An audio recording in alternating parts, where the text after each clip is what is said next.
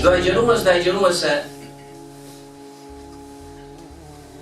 duhet i kushtoj vëmendje të veçantë gjatë programit ditor 24 orësh, kohës së iftarit, pra çeljes apo pak përpara iftarit, dhe kohës së suhurit apo syfyrit, që njihet çdo thot kjo.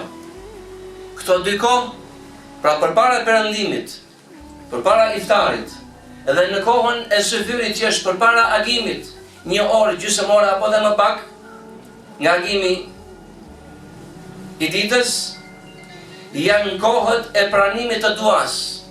Sikur se ka ardhur në hadithet e shumta se agjeruesit i pranohet duaja. Agjeruesi ka duaj që nuk i refuzohet. Dhe prej kohëve të pranimit është koha e iftarit dhe koha e syfyrit. Ti i cili Allahu të ka begatuar me të mira, të ka dhënë ushqimin, të ka dhënë pijen, të ka dhënë gjithçka të mirë, ta falendrosh Allahun subhane për mirësitë që të ka dhënë, jo vetëm të hash dhe të pish në atë kohë, po të kërkosh nga Zoti yt, të kërkosh faljen, të kërkosh xhennetin, duke kërkuar: o Allah, Zoti im, më fut në xhennet. O Allah, o Zoti im, më bë prej banorëve të xhennetit. O Allah, mi lehtëso punët të cilat më fusin mua në xhennet, bëjnë shkak për futjen e robit në xhennet. Ti kërkosh Allahu subhane të të liroj prej zjarrit të xhehenemit.